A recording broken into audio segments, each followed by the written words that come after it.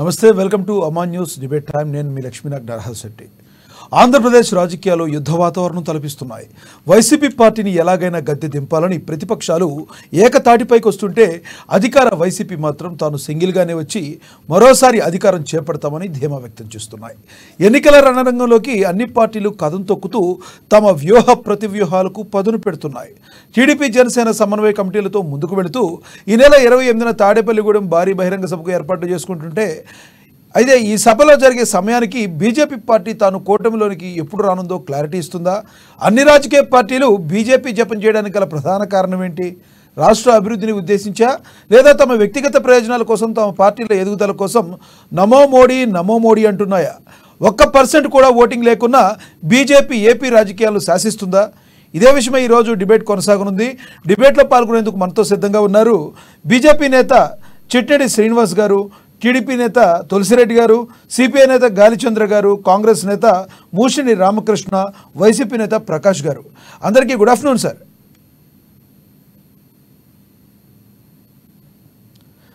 ముందుగా బీజేపీ నేత చిట్టెడి శ్రీనివాస్ గారు చెప్పండి, బీజేపీ మీ ఏపీ రాజకీయాలు శాసించనుందా? శ్రీనివాస్ గారు. శ్రీనివాస్ గారు, ఏపీ రాజకీయాల్లో కీలక పాత్ర పోషించబోతా ఉన్నామండి. హలో, నా వాయిస్ వినబడుతుంది, చెప్పండి సార్, ప్లీజ్ కంటిన్యూ. ఏపీ రాజకీయాల్లో మేము కీలక పాత్ర పోషించబోతా ఉన్నామండి. ఎందుకంటే ప్రజలందరూ కూడా, ఆంధ్రప్రదేశ్ ప్రజలందరూ కూడా మోడీ గారి నాయకత్వాన్ని కోరుతా ఉన్నారు. ఎలా చెప్తున్నారు సార్ అది? మీరు ఆంధ్రప్రదేశ్ ప్రజలందరూ కూడా మోడీ గారి నాయకత్వంగా కోరుతున్నారని ఎలా చెప్పగలుగుతున్నారు? అంతకుముందు మీరు పోటీ చేసినప్పుడు మీకు 1% ఓటింగ్ కూడా లేదు కదా సార్. అంటే ఆ పరిస్థితులు మారుతూ ఉంటాయి కదండి. 2014 ఒక రకంగా ఉన్నది, 2019 రకంగా ఉన్నది. ఇప్పుడు ప్రజలందరూ కోరుతా ఉన్నారండి, ఆంధ్ర రాష్ట్రంలో కూడా మోడీ గారు తరహా పరిపాలన రావాలి. ఆంధ్ర రాష్ట్రంలో ప్రజలందరూ కూడా కేంద్రానికి పూర్తి మద్దతు ఉన్నారండి. ఎందుకంటే పూర్తిగా ఓటు అడిగే హక్కు భారతీయ జనతా పార్టీకి మాత్రమే ఉంది. ప్రజలందరినీ కూడా రాజకీయాలు ఒక ఎత్తు అయితే పరిపాలన ఒక ఎత్తుగా ఉంటుందండి. మోడీ గారి తీరండి. అంటే రాజకీయాలు వచ్చేటప్పుడు రాజకీయాలు చేస్తాము, అలాగే ఎన్నికల్లో పోటీ చేసేటప్పుడు ఎన్నికల్లో భాగంగా ఎన్నికలు పోటీ చేస్తాం. కానీ పరిపాలన వరకు వచ్చేటప్పటికి అందరినీ కూడా ఒకే తరహాలో చూస్తూ ఉంటుందండి. అంటే పథకాలన్నీ ఇచ్చినవి కూడా మోడీ గారు ఇస్తా ఉన్నా అదే అమలు అవుతున్నాయి తప్పే కానీ కొత్తగా వీళ్ళు చేసిన పథకాలు ఏమి లేదండి. ఓకే శ్రీనివాస్ గారు, మీ దగ్గరికి నేను మళ్ళీ వస్తాను. ఇప్పుడు కాంగ్రెస్ నేత మూషిని రామకృష్ణ గారితో మాట్లాడదాం. నమస్తే సార్ రామకృష్ణ గారు. బీజేపీ నేత అంటున్నారు, రానున్న రోజుల్లో బీజేపీకి మాత్రమే ఆంధ్రప్రదేశ్లో కానీ ప్రజలందరూ కూడా బీజేపీనే కోరుకుంటున్నారని, కేంద్ర ప్రభుత్వంలో మరొకసారి బీజేపీ వస్తుందని చెప్పి మాట్లాడుతున్నారు. శ్రీనివాస్ గారు ఏమంటారు? ముందుగా అందరికీ నమస్కారం తెలియజేస్తూ, నిర్వాహకులకు కూడా నా నమస్కారం తెలియజేస్తూ ఉన్నానండి. ప్రస్తుతం వారు చెప్తున్నటువంటి అంశాలు బీజేపీకి ఆంధ్రప్రదేశ్లో అటువంటి వాతావరణం ఏమీ కనిపించడం లేదండి. క్లియర్గా చెప్తున్నాను. వారి అభిప్రాయంలో వారు ఉందని అనుకొని భావించవచ్చు, కానీ ఇక్కడ ఆంధ్రప్రదేశ్లో పరిస్థితి వేరేలా ఉన్నది. బీజేపీ విషయంలో ప్రతి వారు కూడా ఆ పార్టీ ఆంధ్రప్రదేశ్కి ప్రత్యేక హోదా ఇస్తానని చెప్పి అది ముగిసిన అధ్యాయమని ఏ రోజైతే చేశారో ఆ విధంగా ఇక్కడ పాలన చేసినటువంటి తెలుగుదేశం పార్టీ కానీ, ప్రస్తుతం అధికారంలో ఉన్నటువంటి మన జగన్మోహన్ రెడ్డి గారి వైసీపీ ప్రభుత్వం కానీ ప్రత్యేక హోదా తీసుకురాలేకపోవడం, కేంద్ర ప్రభుత్వం ఇవ్వాలని మొండి చేయి చూపి దగా చేయడం వల్ల ఆంధ్ర రాష్ట్ర ప్రజలు బీజేపీకి ప్రభుత్వానికి పూర్తిగా వ్యతిరేకంగా ఉన్నారని చెప్తున్నానండి. రామకృష్ణ గారు, మీ బీజేపీ ప్రభుత్వానికి వ్యతిరేకంగా ఉన్నారో లేదో కానీ మీ కాంగ్రెస్ ప్రభుత్వానికి అయితే పూర్తిగా వ్యతిరేకంగా ఉన్నారు. ఒక కంట్లో అన్నం ఒక కంట్లో సున్నం పెట్టారు 2019లో. కాబట్టే ఏపీ ప్రజలు మిమ్మల్ని తరిమి కొట్టారని చెప్పి అన్నారు రామకృష్ణ గారు. ఓకే, కాంగ్రెస్ ఎన్ని స్థానాల్లో నెగ్గుతుందో కూడా తెలియదండి. ప్రస్తుతం దేశ పరిస్థితుల్లో చూస్తూ ఉంటే అసలు కాంగ్రెస్ ఉనికే లేకుండా పోతా ఉంది దేశం మొత్తం మీద అండి.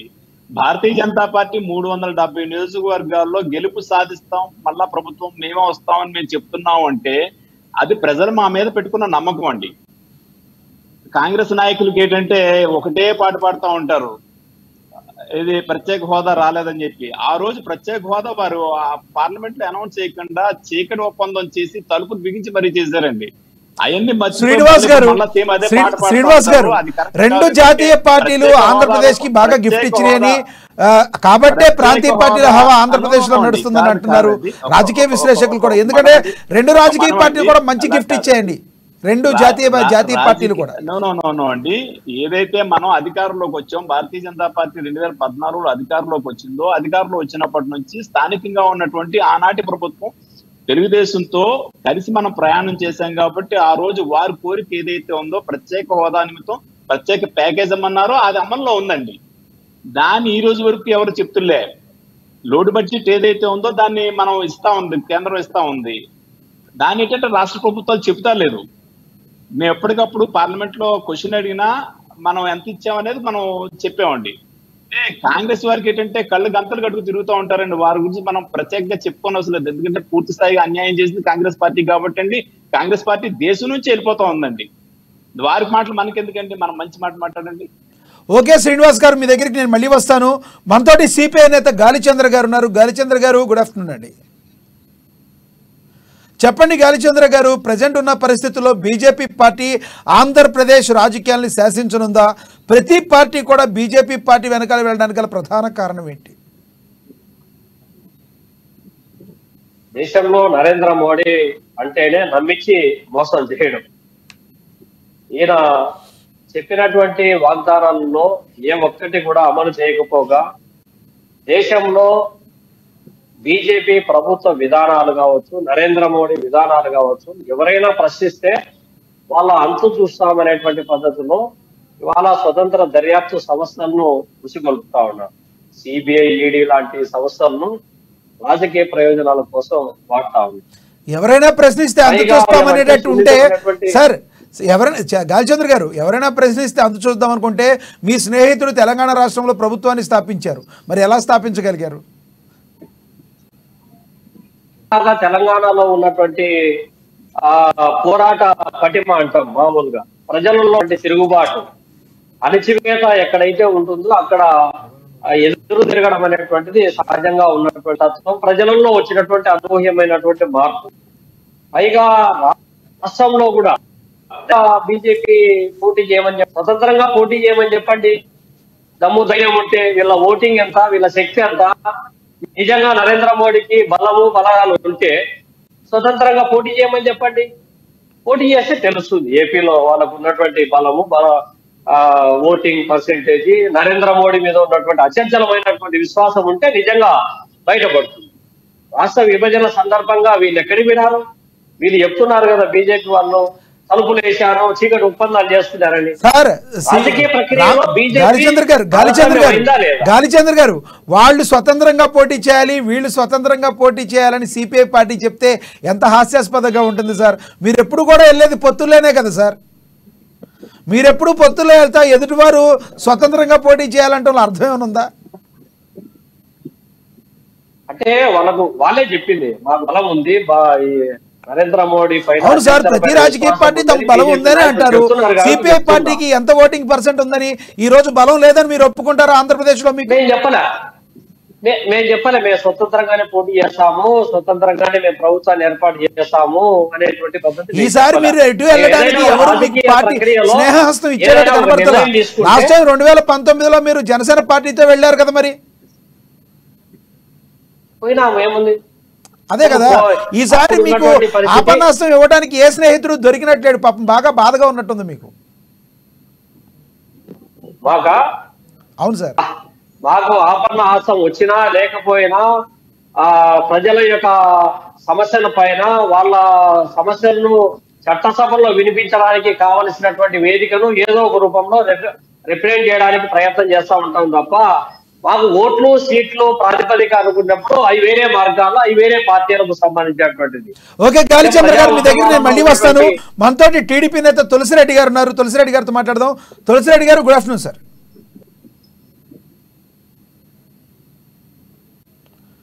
తులసిరెడ్డి గారు మీ ఆడియో రావడం లేదు, ఒకసారి చెక్ చేసుకోండి. బీజేపీ నేత శ్రీనివాస్ గారు చెప్పండి, సిపిఐ నేత ఏమంటున్నారో మీరు విన్నారు కదా. రానున్న రోజుల్లో మళ్ళీ సిపిఐ కాంగ్రెస్ పార్టీ ఇలాంటివే వస్తాయి కానీ బీజేపీ పార్టీకి బలం లేదని అంటున్నారు. ఏమంటారు, ఎలా అంటారు, ఎలా చూడాలి?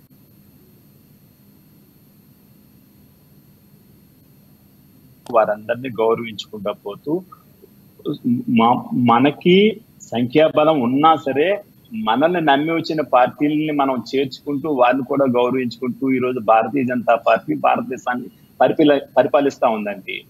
వీళ్ళు మాట్లాడితే ఎక్కడ ఒకటి అర సీట్లు వచ్చి వీళ్ళు మాట్లాడితే మనకి పెద్ద ఉందండి.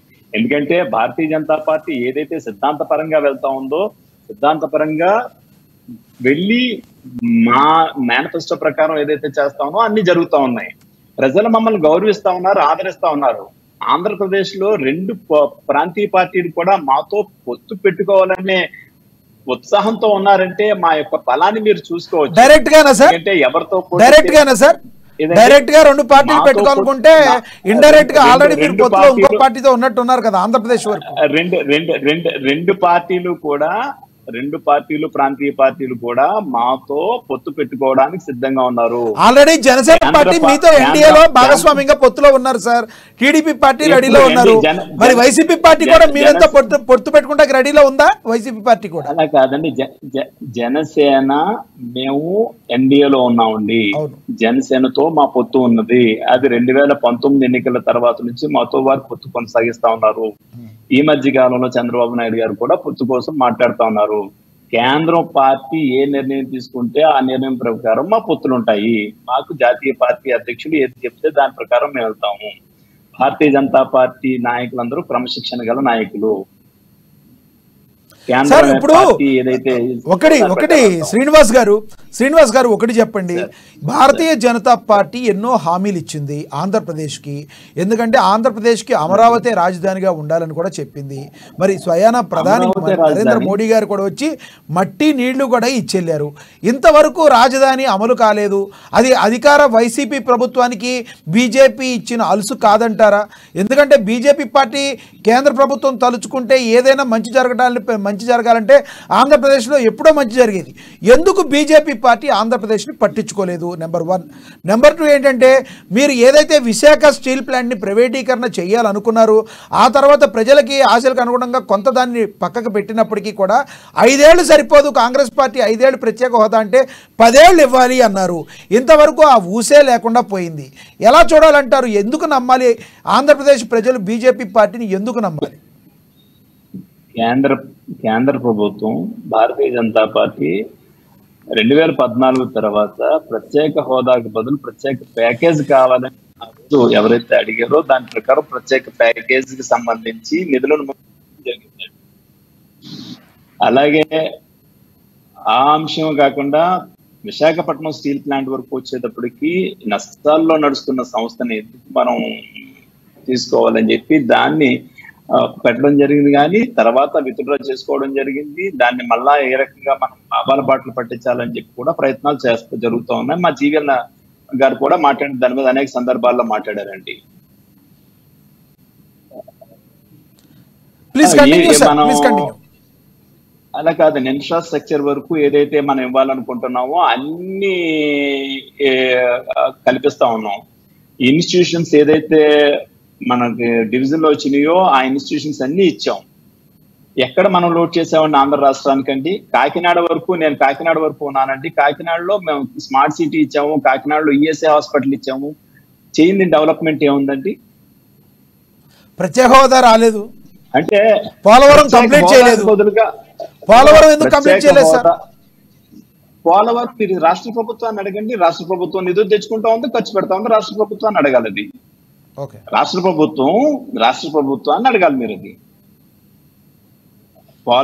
పోలవరం విషయం వరకు వచ్చేటప్పటికి వారు ఏదైతే డిజైన్స్ ఇచ్చారో డిజైన్స్ అప్రూవ్ చేయడం జరిగింది. పని మొదలు పెట్టడం, డబ్బు తీసుకోవడం.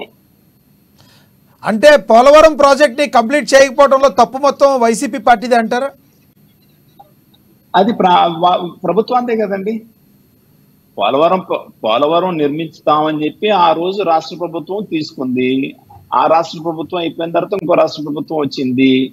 వీరు కూడా చేస్తామన్నారు, వాళ్ళు చేయలేకపోయారు. మీరు వారిని అడగాలి, పోలవరం ఎందుకు నిర్మించలేకపోయామని అడగాలి. భారతీయ జనతా నిధులు మీరైతే కరెక్ట్ గా ఇచ్చారంటారు. అయితే బీజేపీ నిధులన్నీ బీజేపీ ఎక్కడ ఆంధ్ర రాష్ట్ర అభివృద్ధిని అడ్డుకోలేదు. ఆంధ్ర రాష్ట్ర అభివృద్ధి కోసం బీజేపీ నిరంతరం సహాయం చేస్తా ఉంది.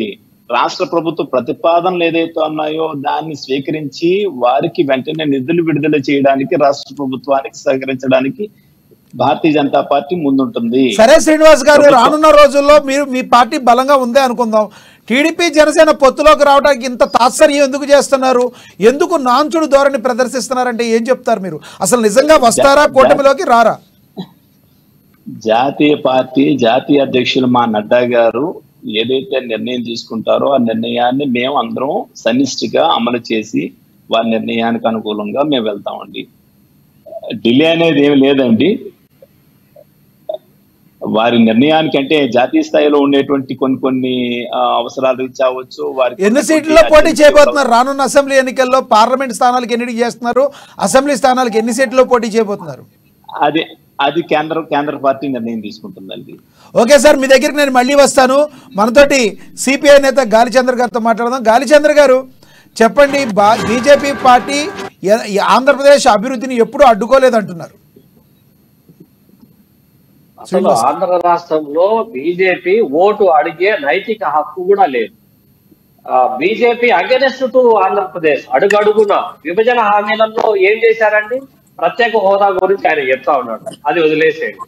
రెండవది, వెనకబడినటువంటి రాయలసీమ ఉత్తరాంధ్రకు ప్యాకేజీకి సంబంధించి ఎంత ఇచ్చారండి?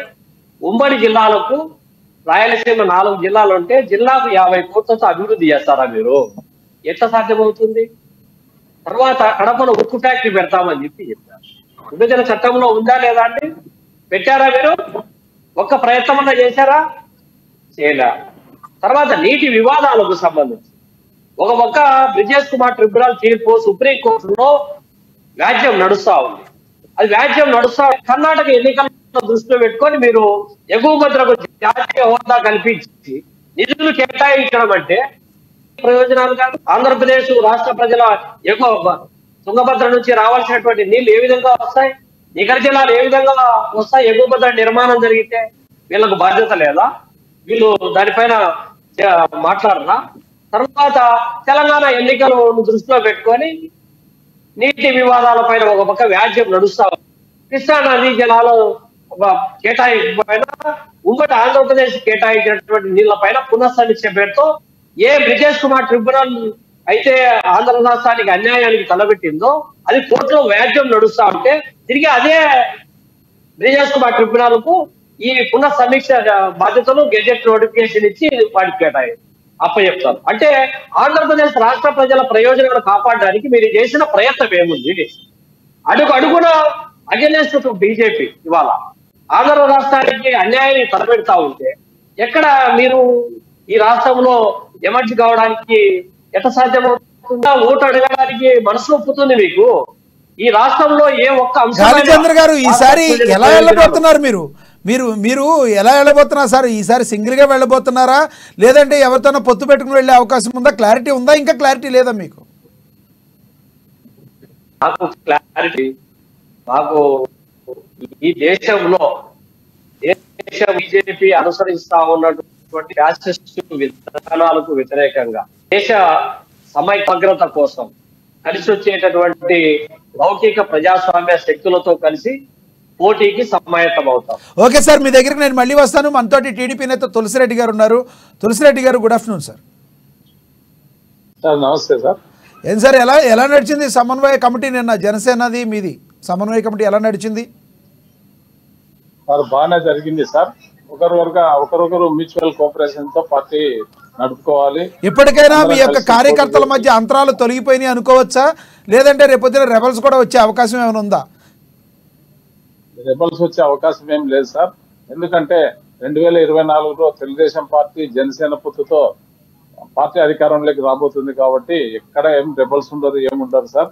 అందరూ ఐకమత్యంతో పనిచేస్తారు పార్టీ తరఫున. అంటే జనసేన నాయకులు, తెలుగుదేశం పార్టీ నాయకులు అందరూ కలిసికట్టుగా పనిచేస్తున్నారు. 28న పత్తిపాడులో, తాడేపల్లిగూడెం పత్తిపాడులో సభ జరగబోతుంది కదా, ఆ సభకైనా బీజేపీ మీ మిత్రుడు యాడ్ అయ్యే అవకాశం ఉందా, లేదంటే జనసేన మీరు మాత్రమే వెళ్ళే అవకాశం ఉందా? సార్ అది ఆ విషయం అయితే తెలియదు, కానీ అది పెద్దవాళ్ళు మాట్లాడుతూ ఉన్నారు. అంటే అధిష్టానం మాట్లాడుతూ ఉంది ఆ పార్టీ విషయాలు, పొత్తుల విషయాలు. కాబట్టి మా దృష్టికి రాలేదు అది. ఒకవేళ మాట్లాడితే మాటలు జరగవచ్చు సార్, 28వ మాటలు జరగవచ్చు. కాబట్టి ఈ రాష్ట్ర ప్రయోజనాల కోసం చంద్రబాబు గారు ఏ నిర్ణయాలు తీసుకున్నా దానికి నాయకులు, కార్యకర్తలు అంతా కట్టుబడి ఉంటారు. ఎందుకంటే ఈ రాష్ట్రం అరాచక పాలన అయిపోయింది 4.5 సంవత్సరాల్లో. కాబట్టి చంద్రబాబు గారు ఈ రాష్ట్ర అభివృద్ధి కోసం పాటుపడాలని చెప్పేసి తులసిరెడ్డి గారు, ప్రజలందరిలో ఒకటే, ఎన్డీఏలో నుంచి 2019లో బయటకు ఎందుకు వచ్చారు, 2024లో మళ్ళీ ఎన్డీఏలో ఎందుకు జాయిన్ అవుతున్నారంటే ఏం చెప్తారు మీరు? సార్ గతంలో వాజ్పేయి గారి గవర్నమెంట్ లో కూడా కలిసి ఉన్నారు చంద్రబాబు నాయుడు గారు. ఆయన సౌమ్యుడు, అందరినీ కలుపుకొని వెళ్లే వ్యక్తి. కాబట్టి కలిసి నడిచారు. ఆ రోజు పార్టీ యొక్క ఆంధ్ర రాష్ట్రంలో అభివృద్ధి కోసమే ఆ రోజు కలిసి నడిచారు. ఇప్పుడు కూడా అభివృద్ధి కోసమే నడవాలి, కానీ ఇంకొకటి వేరే ఉద్దేశం అయితే కాదు సార్. ఓకే సార్, మీ దగ్గర నేను మళ్ళీ వస్తాను. మనతోటి కాంగ్రెస్ నేత రామకృష్ణ గారు ఉన్నారు. Ramakrishna garu, okay, please continue sir, please continue Tulasireddy garu. Okay sir. Sir ఈ రోజు ఈ రాష్ట్రంలో అధ్వాన పరిపాలన తయారైంది. ఎందుకంటే ప్రాజెక్టులు, పోలవరం ప్రాజెక్టులు కానీ ఎక్కడ కూడా పూర్తి కాలేదు. అలాగే మా రాయలసీమ ప్రాంతంలో అపరభద్ర అని చెప్పేసి ఇందాక గాలిచంద్ర గారు చెప్పారు. కర్ణాటకలో అపరభద్ర అని చెప్పి పెట్టి మా రాయలసీమ ప్రాంతానికి నీరు కూడా వచ్చే పరిస్థితి లేదు, వేడి భీములు అయ్యే పరిస్థితి ఉంది. రాయలసీమను దృష్టిలో పెట్టుకొని కూడా చంద్రబాబు గారు ఏ స్టెప్ తీసుకున్నా కూడా దానికి అందరూ ఆహ్వానించడానికి సిద్ధంగా ఉన్నారు. ఇక రాయలసీమ ప్రజలు కూడా నీటి కోసం తాపత్రయపడుతున్నారు. పంటలు 2 కార్లు పండాలని చెప్పి ఆలోచన చేస్తున్నారు. కాబట్టి ఒత్తులు పెట్టుకొని ప్రజలకు మేలు జరిగేలాగా చూడాలని కోరుకుంటున్నారు. స్వాతంత్రం వచ్చిన దగ్గర నుంచి, అదేవిధంగా ఉమ్మడి ఆంధ్రప్రదేశ్ ఏర్పాటు అయిన దగ్గర నుంచి, ఇప్పుడు తెలంగాణ నుంచి ఆంధ్రప్రదేశ్ సపరేట్ అయినంత వరకు కూడా ఎప్పుడు కూడా రాయలసీమకి నీటి కష్టాలు ఉండడానికి ప్రధాన కారణం ఏంటి? మరి ఉన్న ముఖ్యమంత్రులందరూ కూడా మీ రాయలసీమ నుంచి వచ్చిన వాళ్ళే. ఎందుకంటారు? ఎక్కడ నాయకుల్లో లోపం ఉందా, లేదంటే ఎక్కడ లోపం ఉందని మీరు ప్రధానంగా అనుకుంటారు? సార్ కొంత నాయకత్వ లోపం ఉంది. అందులో గతంలో మా రాయలసీమ నాయకులందరూ కూడా బైరెడ్డి రాజశేఖర రెడ్డి గారు కానీ, గంగుల ప్రతాప్ రెడ్డి గారు కానీ, కడప నుంచి తులసిరెడ్డి గారు కానీ వీళ్ళంతా పాదయాత్రలు చేపట్టారు. కడప నాయకులు, కర్నూలు జిల్లా నాయకులు, చిత్తూరు మన అనంతపురం నాయకులందరూ కూడా కలిసికట్టుగా పాదయాత్రలు చేశారు నీటి కోసం. ఇక్కడ నాయకుల మధ్య ఉన్న సమన్వయం సరిగా లేక ఈ పొరపాట్లు జరుగుతున్నాయి. రాయలసీమకు నీళ్లు వచ్చేదానికి ఆస్కారం లేకుండా పోతుంది సార్. కాబట్టి దానివల్ల ప్రజలు ఇబ్బంది పడుతున్నారు, రైతులు ఇబ్బంది పడుతున్నారు. ఓకే సార్, ఇప్పుడు బీజేపీ పార్టీ మీరు వస్తే కలుపుకొని 3 పార్టీలు కలిపి వెళ్లే అవకాశం ఉందా? అయితే వల్ల నష్టం లేదు సార్. జనసేన, టీడీపీ కలిసి కలుపుకొని పోవడానికి అందరం సిద్ధంగా ఉన్నాం సార్. పార్టీ అధికారం రావాలా, ఇక్కడ అభివృద్ధి జరగాల, ప్రతి పౌరుడు, ప్రతి ప్రజలు కూడా ఈ రాష్ట్రంలో ప్రతి నియోజకవర్గంలో ప్రజలు ఇబ్బంది పడుతున్నారు. అది దృష్టిలో పెట్టుకొని అధినేత ఏం నిర్ణయం తీసుకున్నా కానీ దాని అందరం కూడా ఆస్వాదిస్తాం, స్వాగతిస్తాం సార్. శ్రీనివాస్ గారు చెప్పండి, కాంగ్రెస్ పార్టీ పాత్ర ఎలా ఉండబోతుంది 2024 ఎలక్షన్లో? మరి మొన్నటి వరకు కూడా తెలంగాణ రాజకీయాల్లో ఇక్కడ తెలంగాణ బిడ్డగా నేను వచ్చానన్న షర్మిల గారు ఒకేసారి ఏపీకి రావడానికి కారణం ఏంటి, ప్రధాన కారణం ఏంటి? కాంగ్రెస్ పార్టీ పూర్వ వైభవాన్ని ఆంధ్రప్రదేశ్లో తెచ్చుకోనుందా? ఏముండదు సార్. ఆంధ్రప్రదేశ్ రాష్ట్రంలో కాంగ్రెస్ పరిస్థితి గతంలో ఎలా ఉందో ఇప్పుడు కూడా అలాగే ఉంటుందండి. వారి పాత్ర అయితే ఏమి పెరిగేదే ఉండదు. వాస్తవానికి షర్మిలారెడ్డి గారు తెలంగాణ బిడ్డని, నేను తెలంగాణలో పెళ్లి చేసుకున్నాను, ఆడబిడ్డనే అనుకుంటూ తెలంగాణలో వారి పాత్ర ఏ రకంగా వారి రాజకీయ ప్రస్థానం మొదలుపెట్టి ఆ పార్టీని తీసుకెళ్లి కాంగ్రెస్ లో విలీనం చేసి మరి అక్కడ నుంచి మళ్ళీ ఇక్కడ వరకు రాగలిగారంటే మీరు ఒకసారి వారి ప్రస్థానాన్ని మనం గ్రహించుకోవచ్చండి. అలాగే కాంగ్రెస్ వారి ఉనికిని కాపాడుకోవడానికి రాజశేఖర రెడ్డి బిడ్డగా, అలాగే జగన్మోహన్ రెడ్డి గారికి వ్యతిరేకిస్తా ఉన్నదని చెప్పి వారు హక్కుని చేర్చుకున్నారో చెప్తే గాని అవసరం తీరిన తర్వాత కాంగ్రెస్ వారు ఎవరినైనా వదిలిపెట్టడానికి సాహసం చేస్తారు. అంటే షర్మిలారెడ్డి గారి పాత్ర అనేది దాని ప్రభావం కాంగ్రెస్ కానీ ఆంధ్రప్రదేశ్ రాష్ట్రాన్ని కానీ ఏ మాత్రం ఉండదండి. వారి పార్టీని కానీ షర్మిలారెడ్డి గారి యొక్క ప్రసంగాన్ని కూడా నమ్మి విశ్వసించేదైతే ఉండదండి. రామకృష్ణ గారు రెస్పాండ్ కాండి. ఓకే, రామకృష్ణ గారు లేనట్టున్నారు. Okay, please continue sir. Srinivas garu continue చేయండి. కాంగ్రెస్ రోజు రోజుకి దిగజారిపోతా ఉందండి. అన్ని రాష్ట్రాలు వదులుకుంటా ఉంది. గుడ్లో మెల్లగా ఒక 10 సంవత్సరాలు కేసీఆర్ గారి పరిపాలన మీద కొంచెం విరక్తి చెంది ఆ ప్రజలు అక్కడ వారిని గెలిపించడం, అమలు కాని హామీలు ఇవ్వడం, తద్వారా అధికారంలోకి వచ్చేటట్టే కానండి కాంగ్రెస్ పార్టీ మొత్తానికి అయితే కాంగ్రెస్ పార్టీ కనుమరుగవడం ఖాయం. మోడీ గారి చరిష్మా ముందు రాహుల్ గాంధీ చరిష్మా ఏ పాటితో ఒకసారి ప్రజలందరూ చూస్తా ఉన్నారు. రాహుల్ గాంధీ గారిని ఆ పార్టీ వాళ్లే కూడా ఇబ్బంది పెడుతూ మరి బయటకు వచ్చేస్తా, సీనియర్లు అందరూ బయటకు వచ్చేస్తా ఉన్నారు. ఎట్టి పరిస్థితుల్లో కాంగ్రెస్ పార్టీ అనేది గతంలో కన్నా సీట్లు ఒక్క సీటు కూడా ఎక్స్ట్రా సాధించలేదు. ఎందుకంటే ప్రాంతీయ పార్టీలు అన్నిటికీ తలుపు కొడతా మరి ప్రాంతీయ పార్టీల యొక్క పొత్తుని ఆశిస్తా మరి ప్రయత్నం చేస్తా ఉంది. ఆపోతో పొత్తు పెట్టుకుంటా ఉంది. ఢిల్లీలో మీరు చూస్తా ఉన్నారు. రాహుల్ గాంధీ గారు కానీ, సోనియా గాంధీ కానీ, మల్లికార్జున ఖర్గే గారు కానీ ఎవరైతే ఉన్నారో వీరందరూ కూడా చిన్న చిన్న పార్టీలతో పొత్తులు పెట్టుకొని ముందుకు రావాలని అనుకుంటుందే తప్పితే కానీ మోడీ లాంటి నాయకుడు అనుకున్న మాటకి కట్టుబడి ఏదైతే అక్కడ వాగ్దానం చేశారో అన్ని కూడా నెరవేరుస్తా ఉన్నారు. ఆ లీడర్షిప్ ని, మోడీ గారి యొక్క నాయకత్వాన్ని ప్రపంచ దేశాలన్నీ కూడా ప్రశంసిస్తా ఉన్నాయి. వారి నాయకత్వంలో ప్రజలందరూ కూడా మరి బాగున్నారు. వారి నాయకత్వాన్ని ప్రజలందరూ కూడా గౌరవిస్తా ఉన్నారు.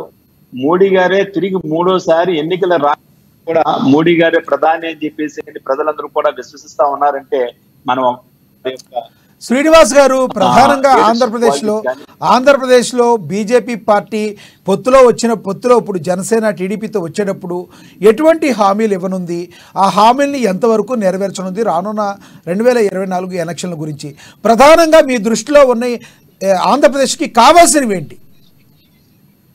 ఆంధ్రప్రదేశ్ ప్రజల యొక్క మనసును గెలుచుకోవడానికి నరేంద్ర మోడీ గారు వస్తారు. అలాగే 27వ తారీఖున రాజ్నాథ్ సింగ్ గారిది ఏలూరులో పర్యటన ఉంది.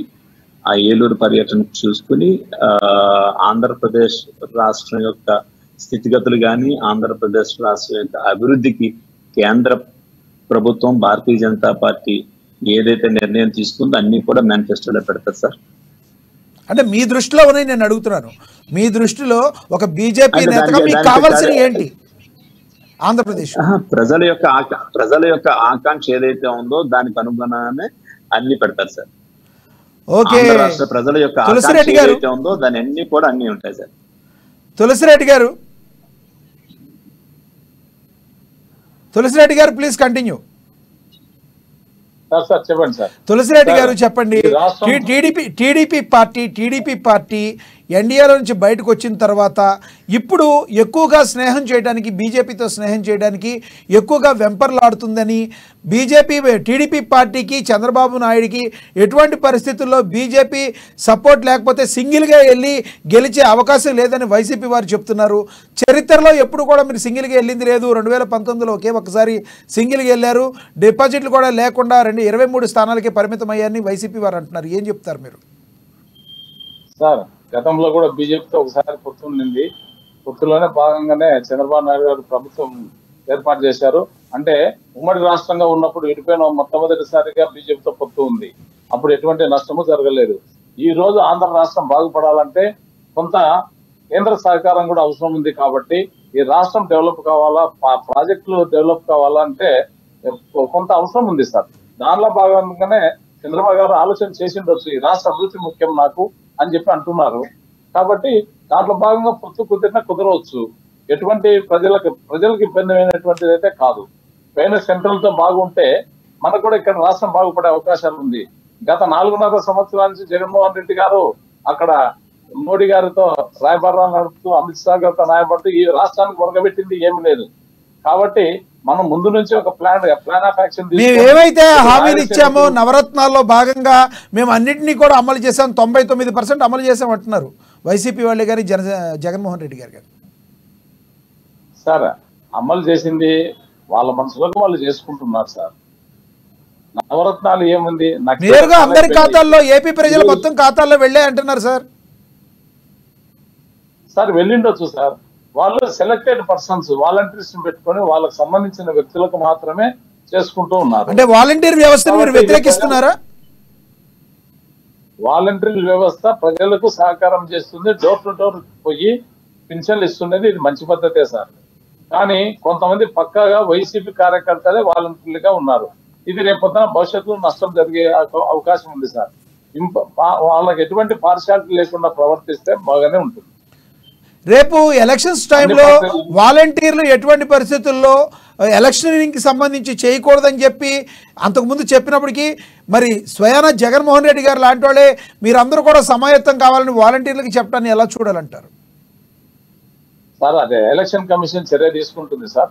వాలంటీర్లకు ఏం పని ఉంది సార్? గవర్నమెంట్ డబ్బులు ఇస్తుంది, నెలకు 5,000 6,000 ఇస్తుంది. వాలంటీర్ అనే వ్యక్తి ఇంటింటికి పోయి పింఛన్ పంచడం, ఏదైనా డేటా కలెక్ట్ చేయడము, ఇక్కడ పంచాయతీ సెక్రటరీలకు అందజేయడం జరుగుతూ ఉంది. కానీ వాళ్ళ వల్ల ఈ ఎలక్షన్ కమిటీలలో వస్తే వాళ్ళ ముఖాలు చూసి ఓట్లేస్తారో ఏదో దురాలోచన పెట్టుకొని చేస్తున్నారు. కానీ ఎలక్షన్ కమిషన్ ఎటువంటి పరిస్థితుల్లో వాలంటీర్లను పోలింగ్ బూతులు కానీ పోలింగ్ ఏజెంట్ల కాడ కానీ వాళ్ళకు పవర్స్ ఇచ్చే అవకాశం ఉండదని నేను అనుకుంటున్నా సార్. మీ మిత్రపక్షమైన జనసేన పార్టీ అధినేత పవన్ కళ్యాణ్ మీద క్రిమినల్ కేసు కూడా పెట్టారు. వాలంటీర్లలో కొంతమందిని ఈ సరిగ్గా చేయడం లేదని మాట్లాడినందుకు, వాలంటీర్ వ్యవస్థలో ఆడవారిని ట్రాప్ చేశారని మాట్లాడినందుకు కేసు పెట్టారు. మరి 25న దానికి హాజరు కాబోతున్నారా కోర్టుకి? సార్ జనసేన పార్టీ వారు అదే కొంత పవన్ కళ్యాణ్ గారు జనసేన పార్టీ చెప్పిన దాంట్లో వాస్తవం ఉంది సార్. నేను కూడా ఒక లీడింగ్ అడ్వకేట్ కొన్ని కేసులు చూశాను సార్. వాలంటీర్లు అనే వ్యక్తులు కొంతమంది ఇళ్ల దగ్గరకు పోయి కొంతమందిని ట్రాప్ చేస్తున్నారు అనేది ఇప్పుడే కాదు పవన్ కళ్యాణ్ గారు చెప్పింది, చాలా కాల కిందట చెప్పారు. కొన్ని వాస్తవాలు అయితే ఉన్నాయి సార్. అందరు వాలంటీర్లు అట్లా చేస్తున్నారు, కానీ కొంతమంది మాత్రమే ఆ విధంగా బిహేవ్ చేస్తున్నారని నా దృష్టిలో కూడా ఉంది. అది కానీ అది ఆ లోపాన్ని సరిపుచ్చుకోవాలా సార్, ప్రభుత్వము సరిపుచ్చాలా. ఎందుకంటే ఇంటికి పోతారు, మహిళలు ఒక్కరే ఉంటారు, అసభ్యంగా ప్రవర్తించడం ఇట్లాంటి చేస్తే మంచి పద్ధతి కాదు. ఎవరికైనా అవమానకరంగా ఫీల్ అవుతారు సార్ గ్రామాలలో. ఈ వ్యవస్థ ఉండడం కొంత మంచి ఉంది, కొంత చెడు ఉంది సార్. ఓకే సార్, గాలిచంద్ర గారు మీరు చెప్పండి, ఎప్పటి నుంచో ఉన్న సిపిఐ సిపిఎం కమ్యూనిస్ట్ పార్టీలు ఇంతవరకు భారతదేశంలో ఎందుకు తమ సత్తా చాటలేకపోతున్నాయి? ముఖ్యంగా ఆంధ్రప్రదేశ్లో ఎందుకు తమ సత్తా చాటలేకపోతున్నాయి? ఒక రకంగా చెప్పాలంటే విజయవాడలో మీకు కొంత బలం ఉంది, కానీ అలాంటి విజయవాడలో కూడా మీరు మీ బలాన్ని ఎందుకు తెచ్చుకోలేకపోతున్నారు? ఎందుకు ఓట్ల రూపంలో మర్చుకోలేకపోతున్నారంటే ఏం చెప్తారు? ప్రజల్లో మీ మీద నమ్మకం తగ్గిందా? పాలిటిక్స్ లో కార్పొరేట్ శక్తులు ప్రవేశించిన తర్వాత పాలిటిక్స్ అంటే ఎట్లా అయిపోయిందంటే ఇప్పుడు ఉన్నటువంటి పవర్ ను ఛాలెంజ్ చేసే పార్టీలు. పాలిటిక్స్ అంటే క్యాస్ట్ క్యాండిడేట్, ఈ మూడే కీలకంగా అవుతున్నటువంటి నేపథ్యంలో కమ్యూనిస్ట్ పార్టీల యొక్క ప్రాబల్యము తగ్గడం వాస్తవమే. అయితే 2004 ఎన్నికల్లో దాదాపు దేశవ్యాప్తంగా 64 పార్లమెంటు స్థానాలు వచ్చాయి. అందులో వచ్చినటువంటిదే జాతీయ గ్రామీణ ఉపాధి హామీ చట్టం కావచ్చు, లేకపోతే ఆహార భద్రతా చట్టం కావచ్చు, లేకపోతే ఈ సమాచార హక్కు చట్టం కావచ్చు. అంటే ప్రజలకు ఉపయోగకరమైనటువంటి చట్టాలను తీసుకురావడంలో కమ్యూనిస్ట్ పార్టీల యొక్క పాత్ర కీలకమైనది. ప్రజల అవసరాలు, ప్రజల సమస్యలను దర్పణం పట్టే విధంగా పనిచేయడం అనేటువంటిది అవకాశం ఉన్నప్పుడు మరింత కాన్సన్ట్రేటెడ్ గా పనిచేయడానికి ఉపయోగపడుతుంది.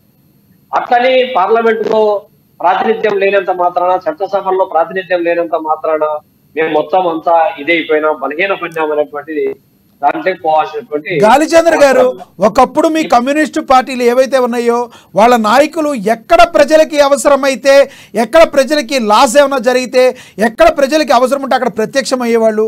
ఈ రోజున ఇన్ని సంవత్సరాల్లో ఎక్కడ మీరు పోరాటాలు చేస్తున్నారు చెప్పండి? ఎలక్షన్లు ముందో లేదంటే ప్రజలకి ఎప్పుడన్నా మీకు గుర్తుకొచ్చినప్పుడో చేస్తున్నారు, కానీ ప్రజలకి ఎప్పుడు కావాల్సిన అప్పుడు ముందుకు వెళితే ప్రజలు అప్పుడు కదా మిమ్మల్ని నమ్మేది. మీరు ఈ 5 సంవత్సరాల్లో దేని మీద పోరాటాలు జరిపారో చెప్పగలరా మీరు? ప్రత్యేక హోదా కోసం ఎన్నిసార్లు బస్సు యాత్ర జరిపామండి, ఎన్నిసార్లు పోరాటం, ఎన్ని సభలు జరిపామండి మేము. విశాఖ ఉక్కు పరిరక్షణ కోసము ఇప్పటికీ కంటిన్యూగా నిరవధికంగా నిరాదీక్షలు జరుగుతున్నాయి కదా. అక్కడ జరుగుతున్నటువంటి కార్మికుల పోరాటానికి వెన్నుదన్నుగా నిలబడింది ఎవరండి? ఇప్పటికీ రాయలసీమ నీటిపారుదల ప్రాజెక్టుల పైన కాన్సన్ట్రేటెడ్ గా కాంక్రీట్ గా పోరాటం చేస్తున్నటువంటిది ఎవరండి? అనేక అంశాలకు సంబంధించి రాష్ట్ర ప్రజల ప్రయోజనాల కోసము, రాయలసీమ ప్రజల ప్రయోజనాల కోసం, వెనకబడినటువంటి ప్రాంతాల ప్రయోజనాల కోసం నిరంతరము కమ్యూనిస్ట్ పార్టీ పనిచేస్తాం. మీరు అన్నట్లు గతంలో జరిగినటువంటి అనేక మంది భూపోరాటాలకు సంబంధించి ప్రభుత్వం స్థలాలు ఇవ్వకపోతే భూపోరాటాలు చేసి పేదలకు భూములు పంపిణీ చేయడంలో చాలా కీలకంగా పనిచేసినటువంటిది. ఇప్పటికీ కూడా అనేక చోట్ల పోరాటాలు జరుగుతూ ఉన్నాయి. అయితే వాయిస్ కు సంబంధించినటువంటి మీడియాలో ఇప్పుడున్నటువంటి ఎవరి మీడియా వాళ్లకు ర్యాలీ అయ్యేటువంటి పరిస్థితుల్లో చాలా పోరాటాలకు సంబంధించి ఇప్పుడు ఢిల్లీలో జరుగుతూ ఉన్నటువంటి అలాగా తటస్థంగా ఉండే మీడియా కూడా ఉంది సార్. కాబట్టి ఈ సిపిఐ వాయిస్ ఈ రోజు మీరు వినిపించగలుగుతున్నారు. వాస్తవం ఉంది కాబట్టే మా వాయిస్ అక్కడ వినపడుతుంది, లేకపోతే అది కూడా లేదు కదా. కాబట్టి ఇప్పుడు ఉన్నటువంటి పాలిటిక్స్ లో మోడీ అధికారంలోకి వచ్చిన తర్వాత వ్యవస్థలన్నిటినీ కూడా తన చెప్పు చేతుల్లో పెట్టుకునేటువంటి శాసించేటటువంటిది కాదు కూడదంటే వాళ్ళని జైల్లో పెట్టేటువంటి పరిస్థితి మనం. ఓకే సార్, మీ దగ్గరికి నేను మళ్ళీ వస్తాను. శ్రీనివాస్ గారు చెప్పండి, మోడీ గారు అన్ని వ్యవస్థల్ని చెప్పు చేతుల్లో పెట్టుకున్నారు, కాదు కూడదు అంటే వాళ్ళని ఎంతటి శిక్షలకైనా బ్లాక్మెయిల్ రాజకీయాలకైనా పూనుకుంటున్నారని చెప్పి గాలిచంద్ర గారు చెప్తున్నారు. ఏమంటారు మీరు? ఎంత అంటే సిపిఐ పార్టీ మీద ప్రజలకు వ్యతిరేకత ఉంది, వారు మనుగడ కోల్పోతా ఉన్నారు. ఒక చరిష్మా గల నాయకుడు, ప్రపంచ దేశాలు మెచ్చిన నాయకుడు నరేంద్ర మోడీ గారి మీద ఏదో మాట అంటే మేము కూడా ఉన్నామని ఉనికి చాటుకోవడం కోసం వారు మాట్లాడుతూ ఉన్నారు, కానీ వారి మాటలు ప్రజలు ఎవ్వరూ కూడా పట్టించుకోవటం లేదు. వారి మాటలే వారే చెప్తా ఉన్నారు, మా వాయిస్ వినబడటం లేదు, మా వాయిస్ రావటం లేదని చెప్పి. ప్రభుత్వాధినేతగా ప్రభుత్వంలో ఉన్నటువంటి సంస్థలన్నిటిని నడిపించే నాయకుడే ప్రభుత్వాధినేతగా ఉంటారు. అటువంటి చెప్పు జాతరలో పెట్టుకోవడం ఏముందండి? సిపిఐ నాయకుల మీద ఎవరి మీద దాడులు జరుగుతూ ఉన్నాయి, ఎవరి మీద ఇన్కమ్ ట్యాక్స్ రైడ్ జరుగుతూ ఉన్నాయి, ఎవరి మీద ఈడీ రిపోర్ట్లు వెళ్తా ఉన్నాయి, ఎవరి మీద లేవు కదా. అది చట్టపరంగా ఎవరైతే ఏదైతే వ్యవస్థ ఉందో ఆ వ్యవస్థ చట్టపరంగా పని చేసుకుంటది. దీన్ని వేళ గాలిచంద్ర గారు మరి సిపిఐ నాయకులుగా వారికి ఏంటంటే తట్టుకోలేకపోతున్నారు. మోడీ గారి యొక్క చరిష్మాని చూసి భయపడతా ఉన్నారు, మోడీ గారి చరిష్మాని చూసి తట్టుకోలేకపోతా ఉన్నారు. ప్రపంచ దేశాలు ఇచ్చిన నాయకుడు అండి మోడీ గారండి. ఆయన ఏదైతే చెప్పారో అన్ని కార్యక్రమాలు భారతీయ జనతా పార్టీ సిద్ధాంతమూలకంగా ఎన్నైతే ఉన్నాయో అన్ని కూడా నెరవేర్చుకుంటూ వస్తా ఉన్నారు. 300 శ్రీనివాస్ గారు, మా టార్గెట్ రాబోయేది మూడోసారి కూడా నరేంద్ర మోడీ గారి ప్రభుత్వం అనేది ప్రజలందరూ నిర్ణయించారు. అవును సార్, కేంద్రంలో నరేంద్ర మోడీ గారు ఒకవేళ మీరన్నట్టు కేంద్రంలో నరేంద్ర మోడీ గారు ఒకవేళ వచ్చారే అనుకుందాం, వస్తారనుకుందాం, ఆంధ్రప్రదేశ్ యొక్క ఏంటి, ఆంధ్రప్రదేశ్ పరిస్థితి ఏంటి అనేది, ఆంధ్రప్రదేశ్ ప్రజల యొక్క పరిస్థితి ఏంటి అనేది ఏం చెప్తారు? ఆంధ్ర రాష్ట్ర అభివృద్ధి భారతీయ జనతా పార్టీతోనే సాధ్యం. భారతీయ జనతా పార్టీ అధికారంలోకి రాబోతా ఉంది. భారతీయ జనతా పార్టీతో కలుపుకునే మనం ఆంధ్ర రాష్ట్రం మళ్ళా పరిపాలిస్తాం. 2024 ప్రభుత్వంలో పార్టీ యొక్క పాత్ర ఉండబోతా ఉంది. ఆంధ్ర రాష్ట్ర ప్రజలకు ఏదైతే వారు మనస్ఫూర్తిగా కోరుకుంటున్నారో అవన్నీ కూడా నెరవేర్చడానికి భారతీయ జనతా పార్టీలో ఏర్పడే ప్రభుత్వం నెరవేరుస్తుంది. వైసీపీ పార్టీతో మీకు పొత్తుందా సార్, అంతర్లీనంగా ఏమన్నా? వైసీపీ పార్టీతో పొత్తు ఎలా ఉంటుంది సార్? వైసీపీ పార్టీ ఆంధ్ర రాష్ట్రానికి ఒక పరిపాలన కొనసాగిస్తా ఉంది. పరిపాలనలో భాగంగా వారు కేంద్రంతో ఉంటారు. కేంద్ర ప్రభుత్వం నుంచి ఏదైతే మనకి ఆంధ్ర రాష్ట్రానికి నిధులు రావాలో అన్ని వారు కోరుతూ ఉంటారు, ఇస్తూ ఉంటాం. ఇప్పుడు కాకినాడలో ఈఎస్ఐ హాస్పిటల్ నిర్మించాం, మరి అది ఆంధ్ర రాష్ట్రానికి, కాకినాడకి ఇచ్చిందా, ఆంధ్ర రాష్ట్రానికి ఇచ్చిందా, మరి వైసీపీ ప్రభుత్వానికి ఇచ్చిందా? వైసీపీ పార్టీకి ఇవ్వలేదు కదా, ప్రజలకు ఇచ్చింది. అలా ఏదైతే ప్రభుత్వం రాష్ట్ర ప్రభుత్వాన్ని కూడా గౌరవించవలసిన బాధ్యత కేంద్రానికి ఉంది కాబట్టి అటువంటి సంబంధాలు ఉంటాయి తప్పితే కానీ పొత్తులు అనేది ఎవరితోనూ పెట్టుకోదండి. ఓకే సార్, టీడీపీ తులసిరెడ్డి గారు చెప్పండి, మరి రేపు 28 సభ ఎలా జరగబోతుంది? 28 మీ సభ సార్ 28 భారీగానే జరుగుతుంది సార్, భారీగా జరుగుతుంది. అలాగే పార్టీ నాయకులను కార్యకర్తలంతా ఉచ్చేతపరచడానికి కూడా సిద్ధమవుతున్నారు టీడీపీ పార్టీ వారు మరియు జనసేన నాయకులు అందరూ కూడా, టీడీపీ నాయకులు అందరూ కూడా. కాబట్టి ఖచ్చితంగా 2024లో ఖచ్చితంగా విజయం సాధించాలనే ఆశయంతోనే పోరాడుతున్నాము. కాబట్టి దీనిలో భాగంగా సెంట్రల్ గవర్నమెంట్ గురించి కూడా మనకు రాబోయే ఏదైనా ప్రభుత్వం వచ్చే వారితో కూడా మనకు సహకరించే విధంగా తోడ్పడాలనేది ఒక ఉద్దేశం ఉంది. కాబట్టి ఖచ్చితంగా ఇక్కడ అధికారంలోకి రావాలా, వచ్చినాక సెంట్రల్ తో కూడా మనం కేంద్ర ప్రభుత్వం కూడా సఖ్యతతో ఉంటే మనకు నిలబడిపోయినటువంటి ప్రాజెక్టులు కానీ ఇతరత్ర కార్యక్రమాలన్నీ కూడా నెరవేర్చుకోవచ్చు అనేది ఒక ఆశ ఉంది సార్. మీ మిత్రుడికి ఎన్ని సీట్లు ఇవ్వబోతున్నారు? మిమ్మల్ని ఒక 20 సీట్ల వరకు అడుగుతున్నారు అసెంబ్లీ సీట్లు, అదేవిధంగా ఒక 10 నుంచి 12 సీట్లు పార్లమెంట్ సీట్లు అడుగుతున్నారు. అడిగినన్ని ఇచ్చే అవకాశం ఉందా మీ మిత్రుడికి బీజేపీ? సార్ అది సార్ చంద్రబాబు నాయుడు గారు చూసుకుంటారు సార్, అవి పొత్తుల విషయం అంత దృష్టికి రాదు. ఎందుకంటే కొన్ని సీట్లు అయితే ఇవ్వగలుగుతారు, కొన్ని ఎంపీ సీట్లు, కొన్ని అసెంబ్లీ సీట్లు అయితే ఇవ్వగలుగుతారు. పూర్తి స్థాయిలో అయితే ఎక్కడ గెలవగలుగుతారో, ఎక్కడ వాళ్ళకు ప్రాధాన్యత ఉందో, ఎక్కడైతే వాళ్ళకు బలం ఉందో కొన్ని సీట్లను సర్వే చేసుకొని ఎంచుకొని జనసేన నాయకులకు ఇస్తారు అనేది వాస్తవం సార్. ఓకే సార్, చెప్పండి.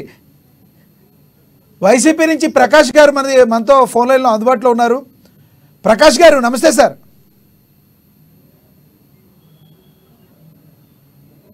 ప్రకాష్ గారు నమస్తే, గుడ్ ఆఫ్టర్నూన్ సార్.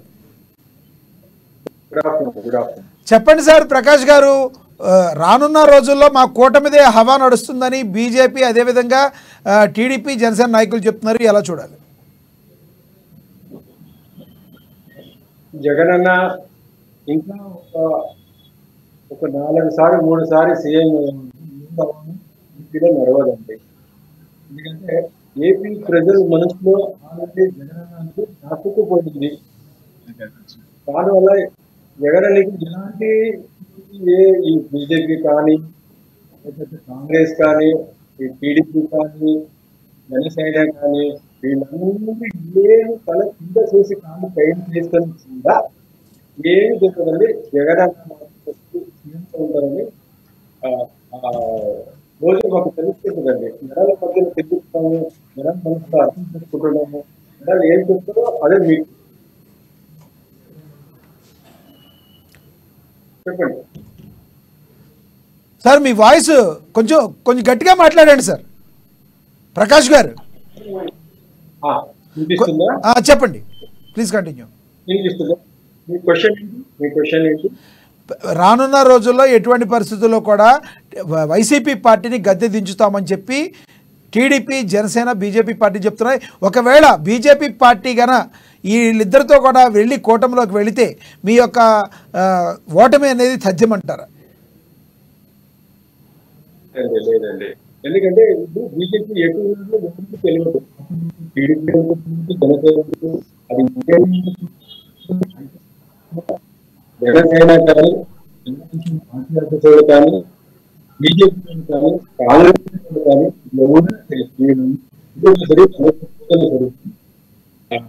వైఎస్ఆర్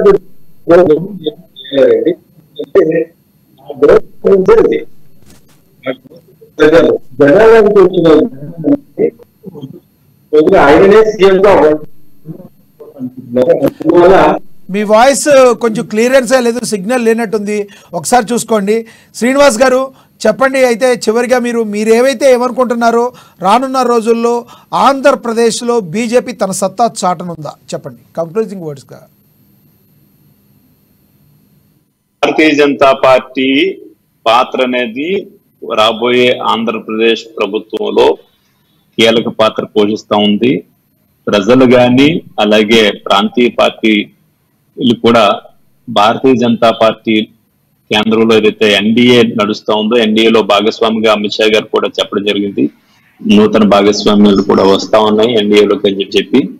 అదే ఖచ్చితంగా మేము జనసేనతోనే పొత్తులో ఉన్నాం. ప్రస్తుతం కేంద్ర నాయకులు ఏదైతే నిర్ణయం తీసుకుని పొత్తులో ఏదైతే భాగంగా ఎవరితో వెళ్ళమంటే వారితో, అంటే భారతీయ జనతా పార్టీ సిద్ధాంతపరంగా జనసేనతో మరి పొత్తులో ఉంది. 2019 నుంచి కూడా వారితో కలిసి నడవడానికి కేంద్ర నాయకత్వం మరి గతం నుంచి చెప్తా ఉంది.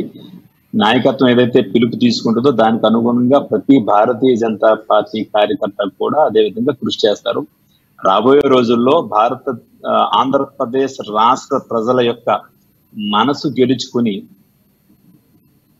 మరి ఆంధ్ర రాష్ట్రానికి అధికారంలోకి రాబోతోంది భారతీయ జనతా పార్టీ అని చెప్పి మనం చెప్పచ్చండి.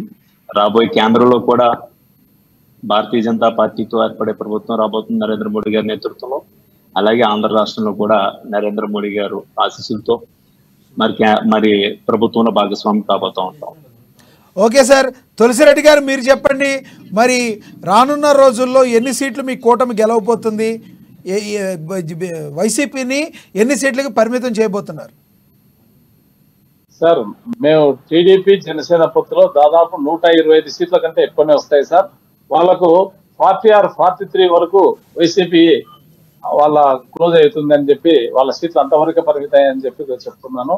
ఖచ్చితంగా 125కు పైనే పొత్తుల్లో భాగంగా ఆంధ్రప్రదేశ్ లో ప్రభుత్వాన్ని ఏర్పాటు చేయబోతున్నా అని ఘంటాపథంగా చెప్పబోతున్నా సార్. ప్రకాష్ గారు 125 నుంచి 130 సీట్లు కూటమి సాధించబోతుందని చెప్తున్నారు. తులసిరెడ్డి గారు ఏమంటారు? మేమైతే ఒక ఏదైనా